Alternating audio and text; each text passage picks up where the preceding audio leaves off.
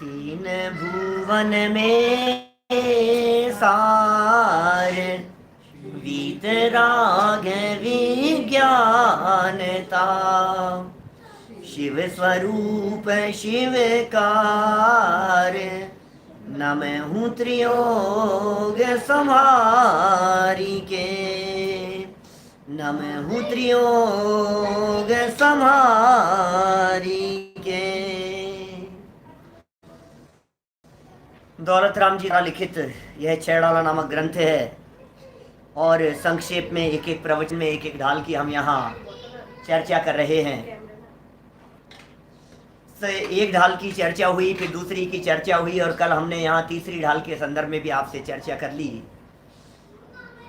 पहली ढाल में चर्चा हुई परिस्थितियों की, दूसरी ढाल चर्चा हुई दुख के कारणों की और तीसरी ढाल में चर्चा हुई उसके उपाय स्वरूप सम्यक दर्शन की। सम्यक ज्ञान क्या है? सम्यक ज्ञान तो बहुत मार्मिक है ये चौथी ढाल, बड़ा मजा आएगा। मैंने इस चौथी ढाल में ज्ञान के 5 प्रकार के भेदों की चर्चा की प्रारंभ में, और वो भेदों की चर्चा करने के बाद फिर देश चारित्र की चर्चा की और बीच बीच में प्रेरणा दी है, दुर्लभता बतलाई है। मैंने जीव को थोड़ा सा झकझोरने की कोशिश की है। इतनी सुंदर पंक्तियां हैं। हम प्रारंभ करते हैं, चौथी ढाल को पूरा करेंगे अपने समय में। सम्यक श्रद्धाधार पुनि सेवहु सम्यक ज्ञान स्वपर अर्थ बहुधर्म जुत जो प्रगटावन भान। ये चौथी ढाल एक प्रकार से मंगलाचरण है कि सम्यक श्रद्धा को धारण करके, सम्यक श्रद्धा को धारण करने के बाद पुनि माने उसके पश्चात सेवहु सम्यक ज्ञान, सम्यक ज्ञान का सेवन करना चाहिए। माने दौलत राम जी कहना चाह रहे हैं श्रद्धा पूर्वक ज्ञान होगा। भाई साहब, श्रद्धा पहले चाहिए। जिसके श्रद्धा नहीं होगी उसका ज्ञान सम्यक नहीं हो सकता है। ज्ञान की सम्यकता के लिए श्रद्धा की सम्यकता कही और कहा कैसा है भाई ये स्व और पर जो अर्थ हैं, अर्थ माने पदार्थ, स्व भी अर्थ और पर भी अर्थ बहुत धर्मों से युक्त है।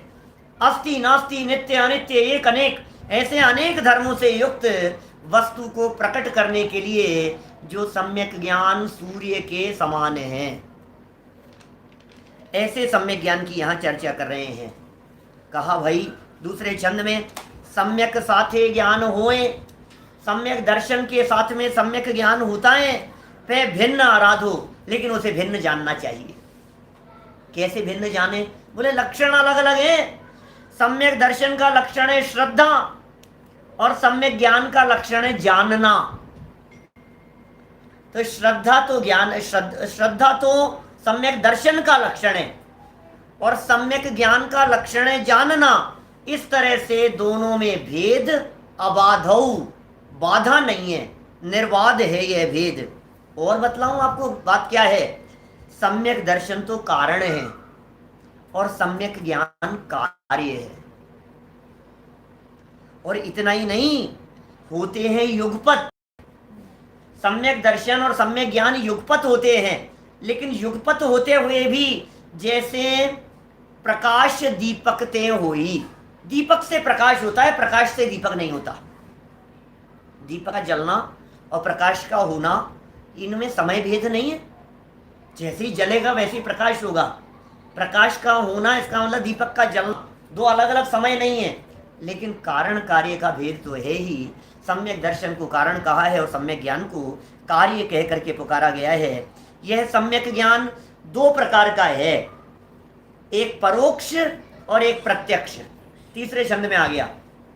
एक परोक्ष है, एक प्रत्यक्ष है। बोले 5 प्रकार के जो ज्ञान आपने पढ़ रखे हैं ना आज तक, मति श्रुत अवधि मने पर्याय केवल ज्ञान, ये जो 5 प्रकार के ज्ञान आपने पढ़े हैं, इनमें मति ज्ञान और श्रुत ज्ञान, इन 2 ज्ञानों को परोक्ष ज्ञान कहा है। परोक्ष माने डायरेक्ट नहीं है। परोक्ष क्यों कहा? अक्ष मन ते उपजाही। अक्ष माने होता है इंद्रियां और मन। इंद्रियों और मन से ये 2 ज्ञान उत्पन्न होते हैं, इसलिए इन दोनों ज्ञानों को परोक्ष ज्ञान का है। मति श्रुत दो ये परोक्षाक्ष मनते उपजाही। अब दूसरा कौन सा कहा? प्रत्यक्ष। 5 प्रकार के ज्ञान 2 हिस्सों में बांट दिया। एक हो गया परोक्ष और ये हो गया प्रत्यक्ष। मति और श्रुत ये दोनों हो गए परोक्ष। अब ये प्रत्यक्ष है ना, तो बोले इनमें भी ये दो हैं, देश प्रत्यक्ष और ये है सकल प्रत्यक्ष। अवधि और मने पर ये ज्ञान देश प्रत्यक्ष है, आंशिक प्रत्यक्ष है। अवधि और मने पर ये ज्ञान के माध्यम से जानते समय किसी के सहयोग की जरूरत नहीं होती। और ये द्रव्य क्षेत्र काल भाव की मर्यादा से जानते हैं अवधि ज्ञान, मने पर ये ज्ञान। और केवल ज्ञान क्या है? बोले सकल प्रत्यक्ष। तो कह रहे हैं अवधि और मने पर ये देश प्रत्यक्ष होने के कारण द्रव्य की सीमा है, क्षेत्र की मर्यादा है, काल की लिमिटेशन से है, विशेष प्रकार के भाव को ही जान पाएंगे, ये मर्यादा लिए हुए जानते हैं। अवधि ज्ञान और मने पर ये ज्ञान, दोनों ज्ञान। मने पर ये ज्ञान दूसरे के मन की बात को जानता है, अवधि ज्ञान रूपी पदार्थों को जानता है, सिर्फ पुद्गलों को जानता है। फिर देखो सकल प्रत्यक्ष केवल ज्ञान की भी व्याख्या की थोड़ी सी। यहाँ 4 नंबर का छंद, सकल द्रव्य के गुण अनंत पर जाए अनंता और जाने एक ही काल प्रकट। गजब गजब गजब भाई साहब, सारे जगत के पदार्थ ज्ञान का विषय बन रहे हैं, ये केवल ज्ञान की महिमा है। आप ये सोचो कि हमने बिल्कुल नई चीज बनाई है, किसी को पता नहीं लगेगा, सीक्रेट है, सीक्रेट मिशन, किसी को पता नहीं है। सरप्राइज गिफ्ट, पता नहीं है किसी को भी। सुनो भाई, ऐसा होता ही नहीं है कि किसी को पता नहीं हो, क्योंकि अनंत केवल ज्ञानी भगवानों के ज्ञान में न केवल वर्तमान, अनंत भूतकाल और अनंत भविष्य काल भी झलक रहा है, स्पष्ट झलक रहा है। जाने एक ही काल प्रकट केवली भगवंता, एक काल में प्रकट जानते हैं, प्रत्यक्ष जानते हैं, केवल ज्ञानी जानते हैं। उनके उस केवल ज्ञान को ही सर्वज्ञता कहा गया है। सर्वज्ञ भगवान हैं, सब कुछ जानने वाले, वे सर्वज्ञ हैं, प्रकट केवली भगवंता। और फिर इस चौथे छंद में ही 2 लाइनें इतनी गजब की कह दी, ज्ञान समान ज्ञान जगत में सुख को कारण, इह परमामृत जन्म जरामृत रोग निवारण। अरे भैया सुनो, इस सारे जगत में ज्ञान समान न आन, न आन का अर्थ समझते हैं आप? एक तरफ है ज्ञान और इसके जैसा न आन अन्य नहीं है, सुख का कारण। इसका मतलब क्या हुआ? ज्ञान सुख का कारण जैसा है वैसा आपके जगत में न अन्य। न अन्य का विस्तार करूंगा, अभी कर सकते हो आप। ज्ञान सुख का कारण है, लैपटॉप सुख का कारण नहीं है। ज्ञान सुख का कारण है, सुविधाएं सुख का कारण, न अन्य। अन्य में सारी बातें आ गई ना। अरे साहब, भरा पूरा परिवार साहब, आप तो कितने सुखी हैं साहब। इतने आज के समय में भी, ये 21वीं सदी में दुनिया है और इस समय में भी बच्चे पोते आपके आज्ञानुसार चलते हैं। वाह क्या गजब, आप तो बहुत सुखी है। न अन्य, कौन से गलत फहमी में हो आप? अन्य कुछ भी सुख का कारण नहीं है। ज्ञान समान न आन जगत में, सारे जगत में सब जग देखियो चान, कोई भी सुख का कारण नहीं है। न आन जगत में सुख को कारण, क्योंकि ये ज्ञान ऐसा परम अमृत है, अमृत नहीं। प्रवचन नहीं कर रहा हूं इस छंद के ऊपर, आगे बढ़ूंगा। क्योंकि यह अमृत नहीं, यह परम अमृत है। कैसा परम अमृत है? बोले सुनो, अमृत पीने वाले तो मरते हुए देखे जाते हैं। कि साहब आप ज्ञान को अमृत कह रहे हो? कि हाँ हाँ अमृत कह रहे हैं, ज्ञान अमृत का पान करोगे तो मरोगे नहीं। कि साहब मरेंगे नहीं तो बुढ़ापा तो आएगा? कि नहीं आएगा, जरा भी नहीं आएगी। जरा निवारण, जरा शब्द भी दिया है बीच में। कि साहब बुढ़ापा तो नहीं आएगा, कोई बात नहीं, जवानी में बीमारियां आ जाएगी तो क्या होगा? बोले रोग निवारण, बोले रोग भी नहीं आएगा। कैसे शब्द दिए कि साहब बुढ़ापा भी नहीं आएगा, मौत भी नहीं आएगी, रोग भी नहीं आएंगे और जन्म मरण के सारे चक्करों से छूट जाएगा। ये ऐसा परम अमृत है ज्ञान, जो सब प्रकार से हमारे दुखों को नष्ट कर देने वाला है। अब इस सम्यक ज्ञान की महिमा बतलाते हुए गजब के शब्द दिए हैं। माने दौलत राम जी की इन पंक्तियों के ऊपर क्या कहें, न्योछावर होने का मन होता है। ऐसी ऐसी बातें करते हैं ये। कोटि जन्म तप तपे ज्ञान बिन कर्म झरे जे, ज्ञानी के क्षण में त्रिगुप्ति ते सहज टरे ते। अरे सम्यक ज्ञान नहीं हो, वेद विज्ञान नहीं हो, आत्मज्ञान नहीं हो, और कोई व्यक्ति तपस्चरण करे, व्रत करे, प्रतिमा लेवे, उपवास करे, मुनिव्रत अंगीकार करे, व्रत प्रतिमा लो, उपवास करो, या मंदिर में डेरा डालो, सम्यक ज्ञान नहीं है ना, तो सब किसी काम का नहीं है। करोड़ों जन्मों तक, एक जन्म की बात नहीं कर रहे, ये तो एक जन्म में तपस्या करके अपने आप को शेर समझता है। क्या तपस्या है साहब, क्या कठोर आचरण है भाई साहब, और क्या पालन करता है भाई साहब, आप तो देखो गजब ही है भाई साहब, इनका तो जीवन देखो, इनकी तो लाइफ देखो आप, गजब का ही है साहब इनका तो।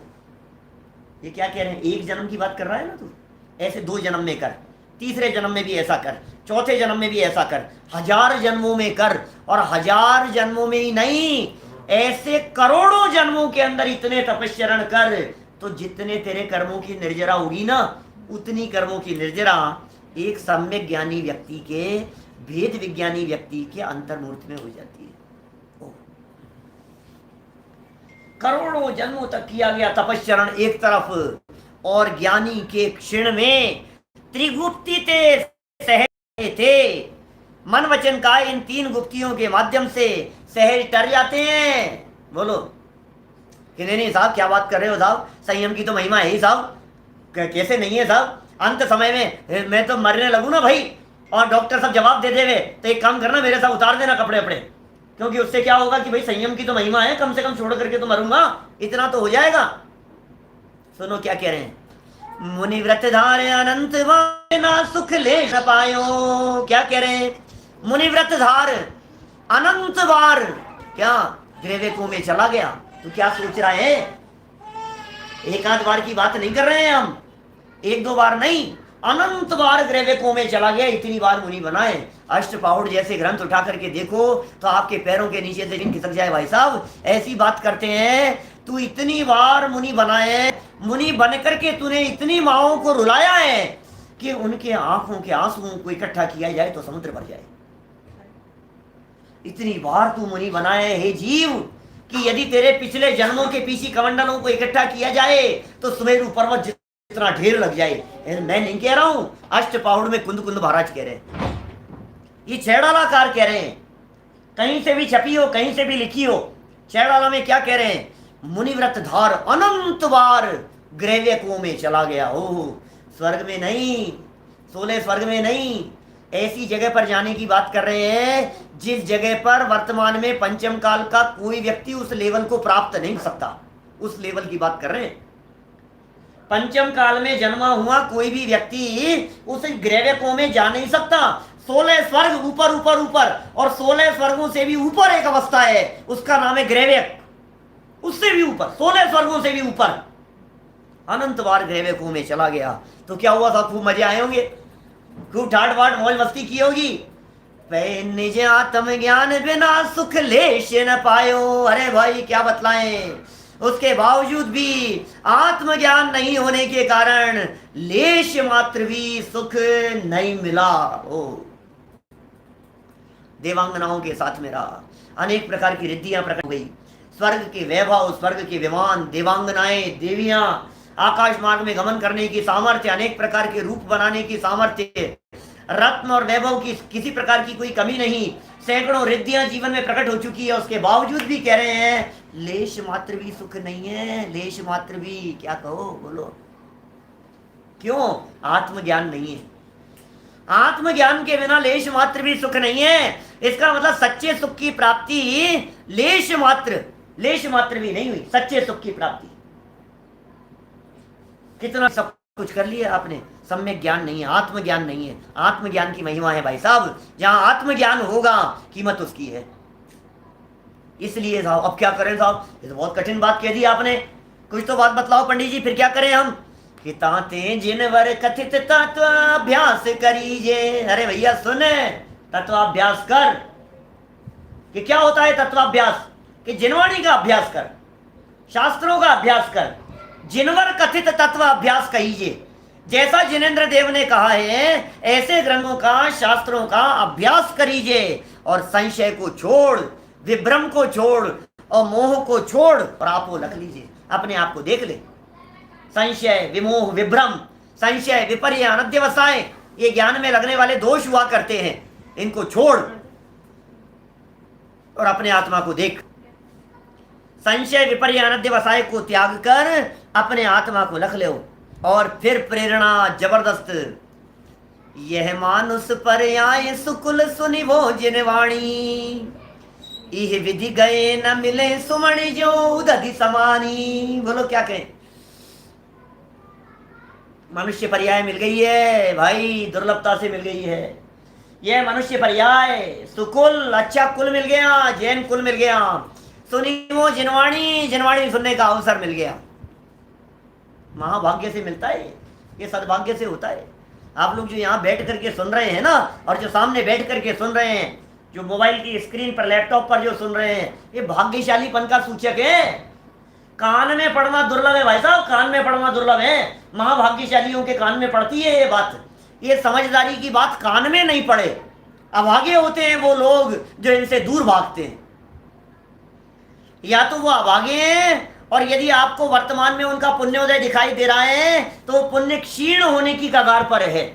दिख रहा है, फ्यूचर दिखता है। टोडरमल जी कहते हैं भाई भली होनहार है जिसकी, जिसे ऐसा विचार आता है। मोक्ष मार्ग प्रकाशक 17 नंबर पेज पर, भली होनहार है जिसकी। ये बहुत भाग्यशाली है ये जीव। मनुष्य जीवन मिल गया, यह मानुष पर्याय, अच्छा कुल मिल गया, और सुनी वो जिनवाणी। और फिर भी इतना सब कुछ होने के बावजूद भी यही विधि गए न मिले। अरे भाई ये चला गया तो ना मिले, कैसे नहीं मिलेगा। सुमणि, सुमणि रत्न, अंगूठी का रत्न, जो उदधि समानी। ओ क्या बात कर रहे हो। समुद्र में जिस तरह से कोई रत्न गिर जाने पर उसको अब मिलना महान महान दुर्लभ है, ठीक उसी प्रकार से ये मिलना महान दुर्लभ है। शायद ये चौथी डाल पूरी पढ़ाते समय मैंने आपको भगवती आराधना का प्रसंग बतलाया होगा, नहीं बतलाया था? तो सुनो, अब सुन लो। भगवती आराधना में उदाहरण दिया मनुष्य जन्म प्राप्ति के संदर्भ में। क्या उदाहरण दिया? बोले सुनो, तिनका है ना, तिनका बताया था क्या? एक तिनका, घास का तिनका। बोले उस तिनके के 2 पीस करो, 2 टुकड़े करो। और लवण समुद्र जानते हो आप? 2 लाख योजन का है। एक योजन लगभग 6000 किलोमीटर, 4000 माइल का होता है, 6400 किलोमीटर के आसपास है एक योजन। ऐसे 2 लाख योजन का है लवण समुद्र एक दिशा में। बोले उसके एक कॉर्नर पर, ये जो तिनका तोड़ा था ना, इसके एक कॉर्नर पर उसका आधा टुकड़ा डालो, और 2 लाख योजन दूर दूसरे कॉर्नर पर उस तिनके का दूसरा हिस्सा डालो। बोले अब वो जो दोनों है ना 2 लाख योजन की डिस्टेंस पर, ये तिनके आपस में आकर के कब ऐसे मिल जाएंगे? बोले ये मिलना तो आसान है, मनुष्य जन्म मिलना उससे भी दुर्लभ है। सोचो जरा क्या उदाहरण दिया है। और यदि आपको ऐसा लगे कि हाँ मिल जाएंगे, क्या है 2 लाख योजन है, ये है, तो थोड़ा सा प्रैक्टिकल करके देखना।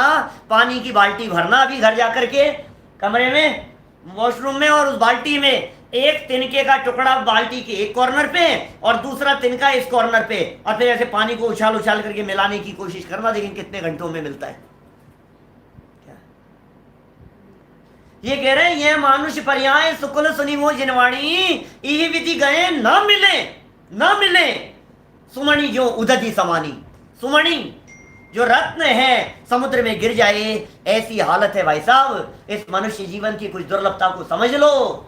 महान कष्ट से, महान भाग्य से, सद्भाग्य से मनुष्य जीवन, और ये तत्व ज्ञान, ये वीतरागी तत्व ज्ञान, ये गुरुदेव श्री की प्योर माल जो हमारे को मिल गया है, शुद्ध आत्म तत्व की चर्चा, ये महान भाग्यशाली है हम जो हमारे को प्राप्त हो गई है।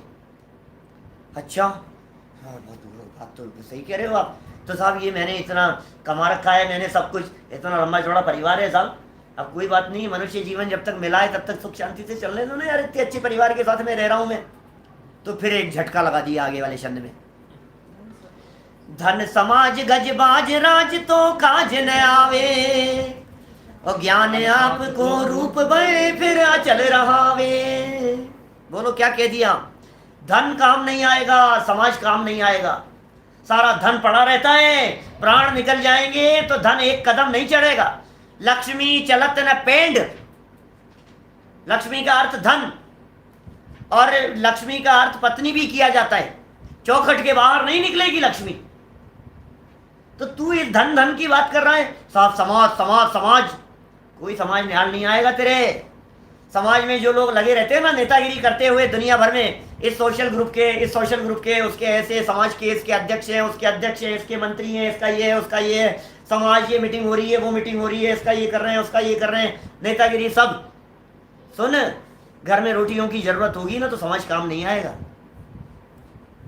तेरे बच्चे की तबीयत खराब होगी तो कोई काम नहीं आएगा, और तेरे सर दर्द होगा तो तुझे अकेले कोई भुगतना पड़ेगा। तेरा बुढ़ापा आएगा और तेरे हाथ पांव धूजेंगे तो तेरी स्थिति तुझे ही भुगतनी पड़ेगी।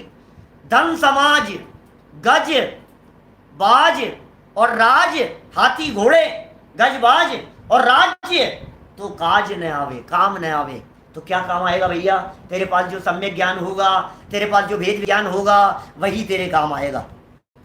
ज्ञान आपको रूप भय, ज्ञान सम्यक ज्ञान जो तेरा रूप हो गया, जिस सम्यक ज्ञान को तूने प्राप्त कर लिया, रूप भये फिर अचल रहावे, फिर वो अचल हो जाएगा।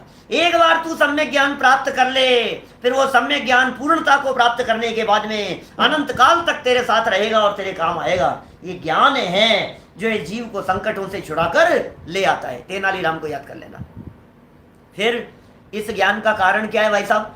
कौन से ज्ञान की बात कर रहे हो? अब देखो ज्ञान ज्ञान की बात कह दी है, तो ज्ञान मतलब इंजीनियरिंग का ज्ञान, मेडिकल का ज्ञान, बिजनेस का ज्ञान, कौन सा ज्ञान? अकाउंट्स का ज्ञान, सीए का ज्ञान, एमबीए ज्ञान, कौन से ज्ञान की बात कर रहे हो? देखो, तास ज्ञान को कारण स्वपर विवेक। अरे भाई, अपने पराये का ज्ञान ये है असली ज्ञान, इसे ज्ञान कहते हैं। निज को निज, पर को पर जान, इसको ज्ञान कहते हैं। बाकी ज्ञान पेटी में बंद कर धर लो, किसी काम का नहीं है बाकी का ज्ञान। क्या बात कर रहे हो आप? कहीं काम नहीं आने वाला है किसी भी प्रकार का ज्ञान। ये सम्यक ज्ञान, स्वपर भेद विज्ञान बखानो और कोटि उपाय बनाए हो। फिर एक झटका लगाया दौलत राम जी ने। सुन, करोड़ों उपाय बना करके भी हे भव्य, इस सम्यक ज्ञान को अपने हृदय में धारण करने का प्रयास कर। करोड़ों उपाय बना करके, कोटि उपाय, कोटि माने करोड़ों, विविध प्रकार के उपाय बना करके, येन केन प्रकारेण अई कथम अपि मृत्वा, अमृत चंद्राचार्य कहते हैं, मर पच करके भी तू भेद विज्ञान का अभ्यास कर। भावेद भेद विज्ञानम इदम अच्छिन्न धारिया तावत परच्युत्वा ज्ञानम ज्ञाने प्रतिष्ठते। इस भेद विज्ञान का अभ्यास कर। भव्य ताकू, हे भव्य, हे मोक्ष जाने वाले, हे पात्र जीव, इसको अपने हृदय में धारण कर। क्या क्या गजब शब्द दिए, बोलो। एक एक वाक्य, एक एक लाइनें इतनी गजब की है। अपने एक एक छंद पे चर्चा की है, एक एक दो दो छंदों के ऊपर पीछे। तो देखो क्या कह रहे हैं आगे, फिर महिमा बतलाते हैं और गजब की। जे पूरब शिव गए जाहि अरु आगे जय है। क्या बतलाएं आपको? जो पूर्व में शिव गए, शिव मतलब मोक्ष, तो पूर्व में मोक्ष चले गए, जाहि जा रहे हैं, अरु आगे जय है, भविष्य में जाएंगे। आज तक जितने जीवों ने मोक्ष की प्राप्ति की है, कर रहे हैं और भविष्य में करेंगे, सो सारी की सारी महिमा ज्ञान तणी है, ज्ञान की महिमा है। कि साहब आप खूब ज्ञान ज्ञान की महिमा कह रहे हो? मैं नहीं कह रहा, मुनिनाथ कहे हैं। दौलत राम जी तो पंडित जी थे ना। कोई व्यक्ति ये कहे, अरे भाई साहब आप खूब ज्ञान ज्ञान की महिमा गा रहे हो, हमने तो चारित्र की महिमा पढ़ी है। तो दौलत राम जी कह रहे हैं, मैं नहीं कह रहा हूं, जो मुनि बन गए हैं ना, उन मुनि राजों ने कही है कि ये भेद विज्ञान की महिमा है। भेद विज्ञान तय सिद्धा, सिद्धा एक केचन है, तस्सेवा भाव तो बद्धा, बद्धा एक केचन है। तो पढ़ो तो सही आप, अमृत चंद्राचार्य के कलश तो देखो आप संस्कृत के, क्या गजब गजब की बातें कहते हैं वो। अरे भाई जितने सिद्ध हुए हैं सब भेद विज्ञान की महिमा है, ये ज्ञान की महिमा। फिर तो अब क्या करें? बोले सुन इस ज्ञान का चमत्कार। तू जो कषायों में जल रहा है, तेरे अंदर में जो ज्वालाएं जल रही है, तू जो अंदर में पीड़ित हो रहा है, तड़प रहा है, तड़फड़ा रहा है, किससे? भोगों के, भोगों को भोगने की आसक्ति के कारण, विषयों की चाह में, विषय को भोगने की जो चाह है ना। माने टोडरमल जी ने बहुत सुंदर वाक्य लिखा, एक शब्द है उनका बहुत सुंदर, विषय सेवन में अभिलाषा मूल है। क्या? हिंसा में प्रमाद परिणति मूल है और विषय सेवन में अभिलाषा मूल है। क्योंकि सेवन तो तू नहीं कर पाता है, लेकिन जो तेरी अभिलाषा चलती है ना अंदर में, उसको विषय सेवन कहते हैं। वो आग जल रही है अंदर में, वो मूल है, वो मूल मुद्दे की बात है। बोले वो आग कैसे बुझेगी अंदर की? बोले अंदर में जो आग जल रही है ये भोगों से नहीं बुझेगी। क्या? सोचा करता हूं भोगों से बुझ जावेगी चा ज्वाला, परिणाम निकलता है लेकिन मानो पावक में घी डाला। अग्नि में घी डालने जैसी दशा होती है भाई साहब। भोग भोग करके भोगों की ज्वालाएं नहीं बुझती है तो कैसे बुझेगी? कि पढ़ो लाइन क्या कहते हैं। विषय चाह दवदाह जगत जन अरनि धजावे, और तास उपाय नयान नयान ज्ञान घन घान बुझावे। विषयों की चाह रूपी दावानल जल रहा है जगत जनों के अंदर में। विषय नहीं, विषयों की चाह, इच्छाएं, और खा लो और खा लो और भोग लो और प्राप्त कर लो, थोड़ा और आ जाए, थोड़ा और आ जाए, थोड़ा और मिल जाए, और बस यार ये इतना सा क्यों, थोड़ा सा और हो जाता ना, इतना कम क्यों बनाया है, और बना लेते ना थोड़ा और, बस ऐसे लगता है ये समय ठहर जाए, ऐसा लगता है इसको। ये कह रहे हैं भाई दवदाह दावानल की अग्नि के समान है जगत जनों के हृदय में जलने वाली अरण्य, अरण्य कहते हैं जंगल को, जंगल की अग्नि दजावे जल रही है। तास उपाय नयान, कोई उपाय नहीं है। अंदर में जलने वाली उस अग्नि को बुझाने का उपाय क्या है ये बतलाओ। स्विमिंग पूल में कूद जाएं, डुबकी लगाएं, शावर लेके आए, बोलो क्या करें, थोड़ी ठंडक मिल जाएगी। तन को तो शांत किया इसने, मन को न मगर आराम दिया। ओह, बुझती नहीं है। न आन ज्ञान घन घान बुझावे। अरे ज्ञान की मूसलाधार बरसात ही तेरे अंदर में विषयों की चाह रूपी अग्नि को विध्वंस कर देने में समर्थ है। जंगल में लगी हुई आग दमकल से थोड़ी ना बुझेगी। फायर ब्रिगेड को बुला लिया और बुझाए, पाइप चला रहे हैं, बुझ जाएगी, कहीं कुछ नहीं बुझेगी। मूसलाधार बरसात चाहिए ऊपर से, बादलों से, ऊपर से आसमान से मूसलाधार बरसात होती है तब जाकर के बुझती है वो अग्नि, जंगल की अग्नि। ऐसे ही ज्ञान घन घान, ज्ञान की घनी वर्षा हो, धमाधम धमाधम वेद विज्ञान का अभ्यास हो, तब जाकर के तेरी ये विषय चाह रूपी अग्नि बुझती है। ये उपाय है यहाँ। और देखो, अरे साहब क्या बात कर रहे हो साहब, हे आप तो इसको बुझाने की बात कह रहे हो, पुण्य के उदय से मिली है हमारे को, यार क्या गजब कर रहे हो यार आप, ऐसे छोड़ने की बात कर रहे हो आप। भाग्य से तो मिली है, पुण्य के उदय से, पुण्यवान है तब जाकर के मिली है भाई साहब। तो ये कह रहे हैं पुण्य पाप फल माई हर्ष बिल खो मत भाई। कितनी एक एक लाइनें कितनी गजब की है। तो किस चक्कर में उलझ गया मूर्खचंद है? पुण्य पाप फल माई, पुण्य के फल में हर्ष कर रहा है और थोड़ा सा पाप का उदय आता है तो चेहरा मुरझा जाता है तेरा। पुण्य के उदय में खिलखिला करके हंसते हुए दिखाई देता है, क्या ठाठ है, मजे अपने तो क्या मूंछों पे ताव देता है, अकड़ करके चलता है पुण्य के उदय में। और पाप के उदय में सब सिट्टी पिट्टी गुम हो जाती है। पाप का उदय आएगा तो क्या करेगा? पुण्य के उदय में हर्ष मत करो और पाप के उदय में विषाद मत करो। पुण्य के उदय में रीझते नहीं है और पाप के उदय में सीजते नहीं है। ज्ञानी तो ज्ञान रस में स्वभाव में सदा बीजते हैं। हम रीझते हैं पुण्य का उदय, ऐसे मुंह में ऐसे लाल टपकती है। मजे आते हैं। अरे चार वाक्य कोई व्यक्ति प्रशंसा के क्या कह देवे, ये तो ऐसे सुन सुन करके ऐसे हो जाता है जैसे पानी सामने वाला प्रशंसा किए जा रहा है, प्रशंसा किए जा रहा है और ये अंदर में खुशी खुश हुए जा रहा है।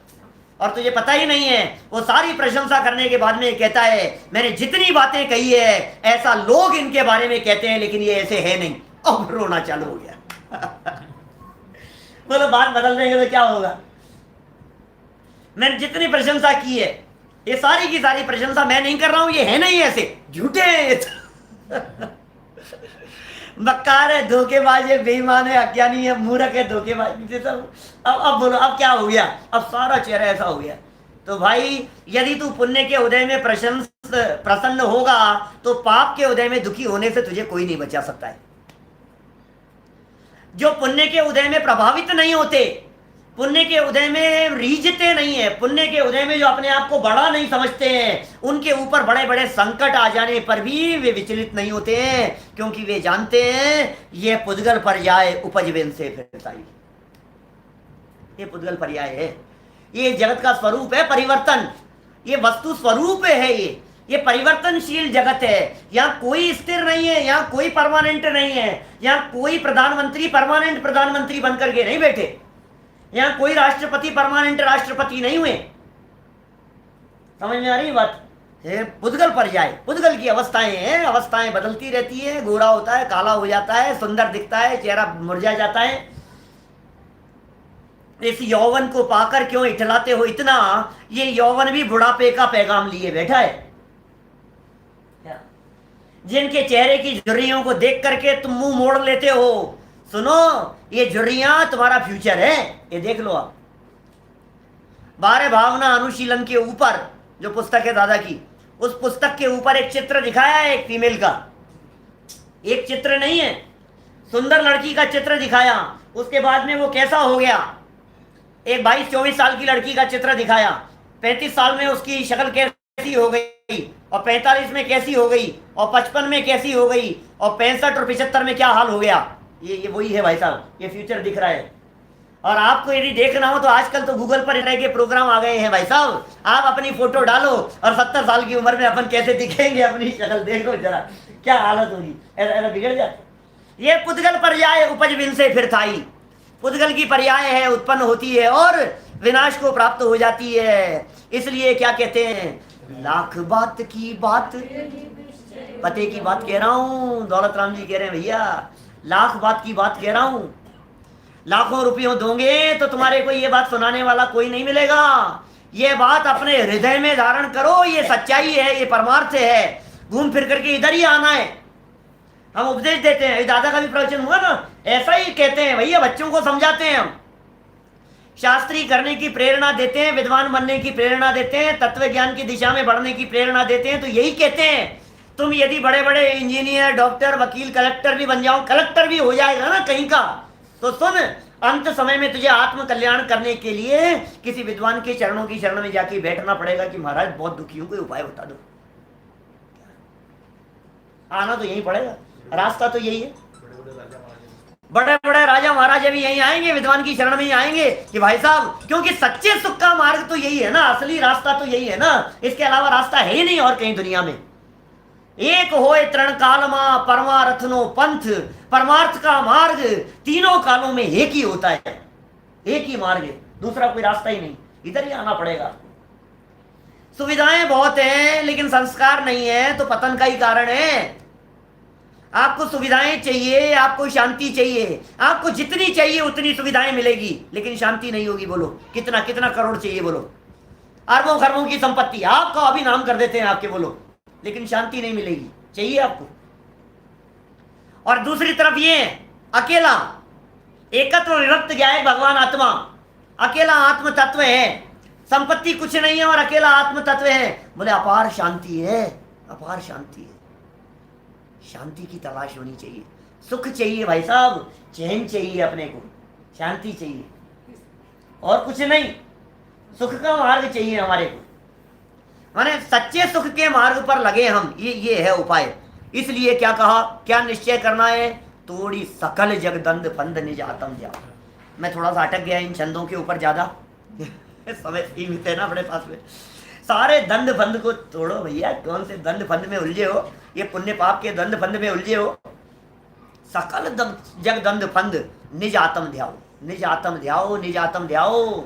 अपने आत्मा को जानो, मैं कौन हूं, इसे पहचानने के लिए प्रयास करो बापू, मैं कौन हूं, ये आत्मा कौन है, ये परमात्मा कैसे बन सकता है, ये मुनिराज कैसे बन गए हैं, ये भगवान कैसे बन गए हैं, ये महावीर स्वामी तीन लोक के नाथ कैसे हो गए हैं। अपने उपयोग को, अपनी बुद्धि को, अपने ज्ञान और क्षयोपशम को इस दिशा में जानने में लगा। ये पैसा आता कैसे है, दिन रात मेहनत करने के बावजूद भी पैसा नहीं आ रहा है और कुछ नहीं करता है और पैसा बरसता है उसके यहाँ, ये आता कैसे, इस गणित को समझ एक बार, ये कैसी गणित है। अपने आप आता है, तेरे समझाने से नहीं आता है, तेरे समझाने से नहीं समझाते हैं कोई भी, किसी के समझाने से कोई नहीं समझता है बेटा, सब अपने आप समझते हैं अपनी योग्यता से। समझ में आ रही है ये बात? इसलिए अपन कौन है, अपन कहाँ से आए हैं, कहाँ जाना है अपने को, ये बातें समझने में अपने को उपयोग लगाना चाहिए। देखो फिर क्या कह रहे हैं, यहां तक तो ज्ञान की चर्चा हुई, अब चारित्र की बात कर रहे हैं। आगे 10 नंबर का छंद, सम्यक ज्ञानी होए बहुरी दृढ़ चारित्र लीजिए। दृढ़ चारित्र माने दौलत राम जी इस लाइन के माध्यम से कह रहे हैं दृढ़ चारित्र के पीछे ज्ञान का बेस चाहिए भैया। ज्ञान का बेस नहीं होगा ना तो तेरा ये चारित्र दृढ़ नहीं होगा। इसलिए पहले सम्यक ज्ञानी हो, पहले सम्यक दृष्टि हो, सम्यक दर्शन के साथ सम्यक ज्ञान, और यहां कह रहे हैं ज्ञान के साथ में चारित्र, दृढ़ चारित्र लीजिए। और कैसा है वही चारित्र? 2 प्रकार का होता है, एक देश चारित्र होता है और सकल देश चारित्र होता है। 2 तरह के भेद कहे हैं, फिर उसमें देश चारित्र की बात बतला रहे हैं। 12 व्रतों की बात करेंगे, श्रावकों के व्रतों की बात कर रहे हैं, श्रावक की लाइफ स्टाइल, श्रावक के जीवन की बात कर रहे हैं, कैसा होता है श्रावकों का जीवन। पंचम गुणस्थानवर्ती श्रावक, 5 प्रकार के अणुव्रत। सबसे पहले अहिंसा अणुव्रत, सत्य, अचौर्य, ब्रह्मचर्य और परिग्रह परिमाण। एक एक लाइन में एक एक की परिभाषा सुनो। तरह से हिंसा का तो त्याग कर दिया है उसने, बिल्कुल त्याग। माने पंचम गुणस्थानवर्ती जीव के माध्यम से 2 इंद्रिय, 3 इंद्रिय, 4 इंद्रिय जीवों की विराधना नहीं हो सकती, उनकी हिंसा नहीं हो सकती है। तरह से हिंसा को त्याग, और व्यर्थ में बिना मतलब में स्थावर जीवों को संहारता नहीं है। पृथ्वी का एक, जल का एक, अग्नि का एक, वायु का एक, वनस्पति का एक, ये खाम खामे उनकी विराधना नहीं करता है। अब भोजन बनाएगा तो अग्नि जलेगी भी, कपड़े धोएगा तो पानी डुलेगा भी, नहाएगा भी, ये सब होते हैं, बर्तन भी साफ होंगे। तो बोले ये गृहस्थोचित है, लेकिन जान करके तरह से जीवों की हिंसा वो नहीं करता। अहिंसाणुव्रत हो गया। व्रथा माने बिना मतलब, थावर माने स्थावरों को न संहारे, विराधना नहीं करता।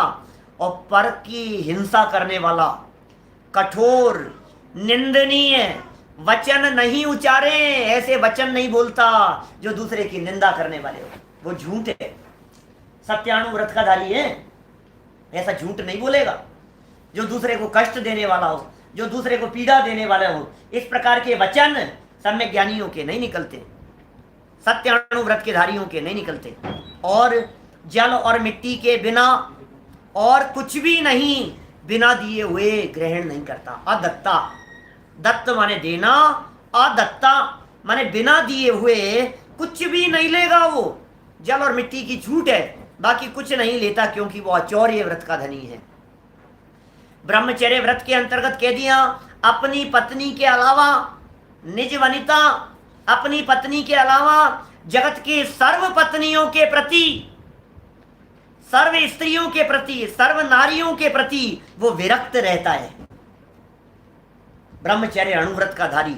और अपनी शक्ति का विचार करके सीमित परिग्रह रखता है, शक्ति का विचार करके। ये नहीं साहब हमने सुन लिया साहब, छोड़ दो छोड़ दो, हाँ सब छोड़ दिया साहब, छोड़ दिया, और फिर आकुलित व्याकुलित हो रहा है, फिर घबरा रहा है, फिर टेंशन हो रही है, अरे यार मैं फंस गया यार, मैंने क्यों त्याग कर दिया, मुझे इतना त्याग नहीं करना चाहिए था। ये कह रहे हैं भाई अपनी शक्ति का विचार कर, अपने आप के बारे में देख, अपनी योग्यता देख, अपनी सामर्थ्य देख, अपनी पात्रता देख, और परिग्रह थोड़ो राखे। ये 5 अणुव्रत हो गए। फिर 3 गुणव्रत कहे हैं, दिग्व्रत, देशव्रत और अनर्थ दंड व्रत। क्या दिग्व्रत है दिशाओं संबंधी, देशव्रत है उसमें भी मर्यादा, और फिर अनर्थ दंड कहे हैं 5 प्रकार के। ये आगे 5-7 लाइनों में चर्चा आने वाली है। देखो आप 11 नंबर के छंद की लास्ट लाइन, 10 दिश गमन प्रमाण, 10 दिशाओं में गमन का प्रमाण ठान, स्थान निश्चित किया, तसु सीम न नाखे, उस सीमा का उल्लंघन नहीं करता। समझ में आ गई बात? लाइफ टाइम के लिए होता है, ये दिग्व्रत कहलाता है, जीवन भर के लिए, जीवन भर के लिए ये बाउंड्री बना ली है हमने, लाइफ टाइम के लिए उस सीमा का उल्लंघन नहीं करूंगा, दिग्व्रत।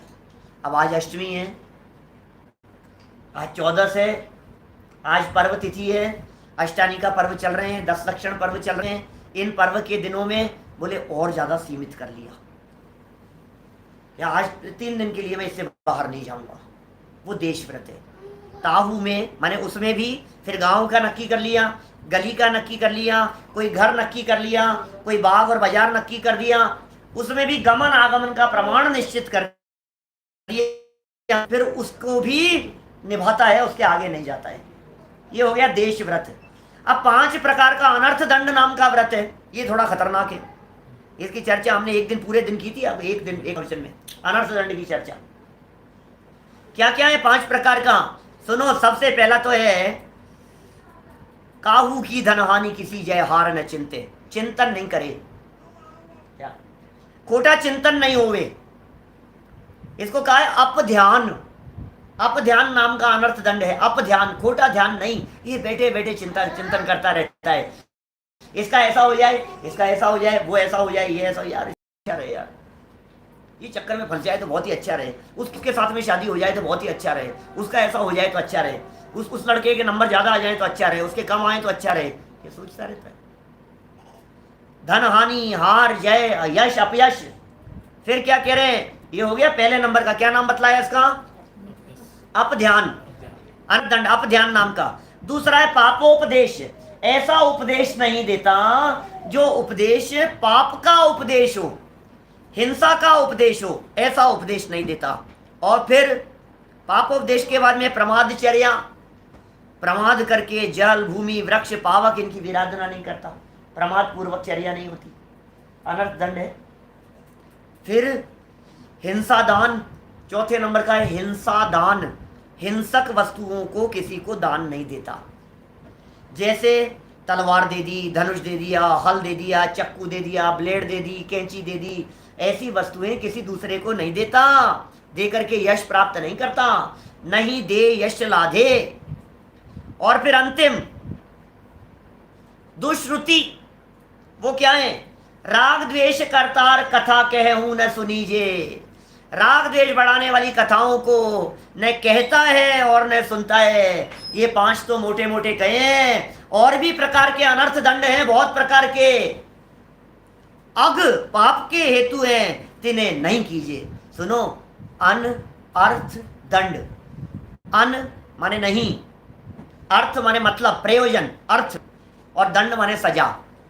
बिना मतलब के सजा जिससे मिले उसका नाम है अनर्थ दंड। हजारों बातें हैं, कुर्सी के ऊपर बैठ करके पैर हिलाता है, बैठे बैठे सोफे पर से धागा निकालता रहता है, जमीन पे बैठता है तो घास पर ऐसे ऐसे उखाड़ता रहता है, चलते फिरते हुए पेड़ की पत्तियां तोड़ता है, जमीन की खुदाई कराता है, पेन हाथ में लेकर के किताबों के ऊपर, ग्रंथ के ऊपर लकीरें बनाता रहता है, दीवार के ऊपर लाइनें खींचता रहता है। क्यों करता है ना ऐसा? पाप है ये, बिना मतलब पाप लगता है इसमें बेटा। दीवार के ऊपर ऐसे निशान बना दिए, सारे छोटे छोटे से बच्चे जिन घरों में होते हैं, आप देखो जरा क्या नक्शे बने मिलते हैं आपको घरों में। ये सब अनर्थ दंड है, ये न कीजिए। तो क्या हो गए भाई साहब? यहां तक 5 अणुव्रत और 3 गुणव्रत हो गए। अब 4 शिक्षा व्रत। शिक्षा व्रतों में पहला, हृदय में समता भाव धारण करो, 14 नंबर का छंद है। 14 नंबर का, हृदय में समता भाव धारण करके सदा सामायिक करो भैया। समता भाव का नाम सामायिक होता है, पाठ का नाम सामायिक नहीं होता है। धर उर, हृदय में समता भाव धारण करने का नाम सामायिक है। पाठ तो बेस है, पाठ तो अवलंबन है। पाठ में जो बातें कही गई हैं उन बातों को बेस बना करके अपने हृदय में समता भाव धारण करो तो सामायिक होती है। लोग पाठ पढ़ने का नाम सामायिक समझते। और क्या करें? सामायिक हो गया प्रोषधोपवास, पर्व चतुष्टय। ओहो, पर्व चतुष्टय, 2 अष्टमी और 2 चतुर्दशी महीने की, ये 4 कहलाते हैं, पर्व कहलाते हैं। पाप को छोड़ो और प्रोषध धरो। प्रोषधोपवास, प्रोषधोपवास क्या होता है? अष्टमी के दिन का उपवास है तो सप्तमी के दिन एक टाइम और नवमी के दिन एक टाइम।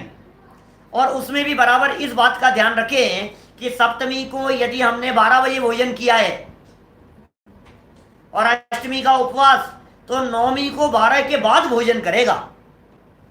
मैंने 48 घंटे का उपवास इस प्रोषध उपवास में होता है। फिर भोग परिमाण व्रत है एक, भोग और उपभोग नियम करी ममत, भोगों के प्रति, उपभोग के प्रति।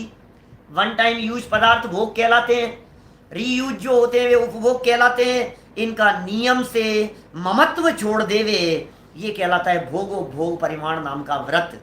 और अंतिम चौथा, मुनि राजों को भोजन दो, आहार दान कराओ और उसके बाद में स्वयं आहार ग्रहण करो। समझ में आ रही है? मुनि को भोजन दे फिर निज करे ही आहारे। श्रावक भाई साहब भावना बताए इस तरह की, वो धन्य अवसर कब आएगा जब मुनिराज का मेरे घर आगमन होगा, पड़गाहन होगा और आहार होगा। देखिए इस तरह से ये चर्चा, सम्यक ज्ञान की चर्चा और देश चारित्र की चर्चा पूर्ण हुई। अब फिर अंतिम उपदेश, 12 व्रत के अति चार पन पन न लगावे और मरण समय संन्यास धार तसु दोष नशावे। क्या कह रहे हैं? ये 12 प्रकार के व्रत कह दिए हैं, इनके 5 अतिचार हैं। तत्वार सूत्र महाशास्त्र से जान लेना, क्या खूब विस्तार से वर्णन है। तत्वार सूत्र के सब अध्यायों पर, सब सूत्रों पर व्याख्याएं हैं हमारी, इसमें YouTube पर सब उपलब्ध है, डलास अमेरिका के किए हुए। 5 अतिचार बतलाए हैं 7वें अध्याय में तत्वार सूत्र में। बोले वो अतिचार जो कहे हैं ना, वो लगने नहीं चाहिए, दोष है वो, अतिचार नहीं लगे। और अंत समय में, मरण समय आ जावे, संन्यास ले लो, समाधि मरण ले लो, संलेखना ले लो, और कोई दोष लगे हो व्रतों में उनको भी निपटा दो, उन दोषों को भी नशाओ। यो श्रावक व्रत पाल स्वर्ग सोलम उपजावे और तैते चै नर जन्म पाए मुनि है शिव जावे। इस तरह के श्रावक के व्रतों को पालकर स्वर्ग सोलम उपजावे, क्योंकि दौलत राम जी जानते थे अभी तू 16 से ऊपर नहीं जा सकता है। श्रावक की मर्यादा भी 16 स्वर्ग है, मुनि बने बिना 16 स्वर्ग से ऊपर नहीं जाते। तो श्रावक के व्रतों को पालन करके तू 16वें स्वर्ग तक चला जावे और वहां से आएगा, वहां से च्युत होकर नर जन्म पाकर मुनि बनकर के मोक्ष की प्राप्ति कर लेगा। तो इस तरह की पावन प्रेरणा पंडित जी साहब ने यहां दी है। ये जो श्रावक के व्रत है ना, श्रावक का जीवन कैसा होना चाहिए, श्रावक की लाइफ स्टाइल कैसी होनी चाहिए, श्रावक के व्रत, इनका विस्तार, इनका वर्णन, सामायिक आदि की चर्चा, अणुव्रतों की चर्चा, बहुत बहुत विस्तार से 8 अंगों की चर्चा। बाद में हम उस ग्रंथ को यहाँ से आपके बीच में प्रारंभ करने वाले हैं। अभी की बात हम चौथी ढाल के संपन्नता पूर्वक यहाँ संपन्न करते हैं। कल चर्चा करेंगे आपके बीच में 5वीं ढाल के संदर्भ में, ठीक है। तो जो बातें यहाँ सम्यक ज्ञान के संदर्भ में कही है, उस महिमा को जानकर हम सभी अपने जीवन को सफल और सार्थक करें, इसी मंगल भावना से बात को यहीं विराम देता हूँ। ओम। शुद्ध स्वरूपी अविनाशी हूँ आत्म स्वरूप, सहजानंदी शुद्ध स्वरूपी अविनाशी हूँ आत्म स्वरूप, सहजानंदी शुद्ध स्वरूपी अविनाशी हूँ आत्म स्वरूप।